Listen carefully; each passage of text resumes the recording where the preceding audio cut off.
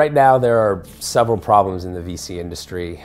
The first thing is there's too much money in the system. So for the last 10 years, or mostly the bubble and the post-bubble era, there was a lot of money flowing in from institutional investors into numerous funds. And what that led to is overfunding of markets with too many companies competing for a finite amount of dollars. And that's made it really difficult to generate great returns because you have reduced eventual outcomes. When there are more competitors acquire, you can go acquire the number 5 competitor for a lower dollar amount. So not enough great deals, leading to poor outcomes for the last 10 years. And that's really affected the influx of capital because the new companies, the new funds that are trying to achieve it are faced with trying to solve the issue of poor returns for the last 10 years. The second problem with the industry is that the funds are too large.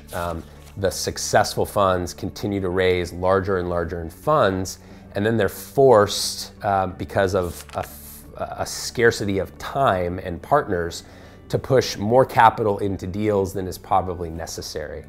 And that misalignment is causing a lot of issues in the industry because the average M&A value for a venture-backed deal is somewhere in the $30 to $40 million range. And you have these companies that are raising rounds of $10 to $20 million at high valuations, which does not put them in a position to take the typical outcome. They have an investor group that thinks this is a $200 million outcome or it's a failure for me.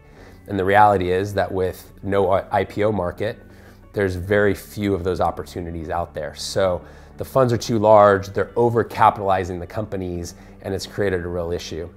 And then the third problem right now in the industry is that there's an abundance of angel investors. And while this is great and it stimulates innovation, the problem is that many of these angels aren't institutionalized in their thinking and they're not doing it as a full-time job.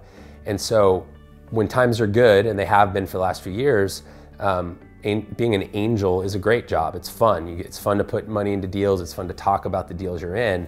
But when times get tough and there's difficult cleanup work to do, those angels often run to the hills or off to their private islands.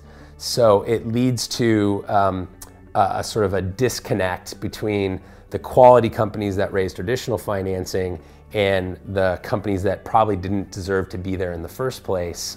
And so we have this gap now in the industry where there's too many companies and not enough money there left to fund them, or money there left to overfund the opportunities. And I think this is going to play itself out in the next few years, but it's causing a lot of issues for smaller funds and good innovative businesses that don't need to raise a large amount of capital to hit successful milestones and exits. So basically the industry's in transition, and a lot of things will shake out over the next few years. But it's been a factor of 10, 15, 20 years of sort of a funding cycle and a lemming philosophy and capital flowing in and out of an asset class that has led to the issues we see now in the venture industry.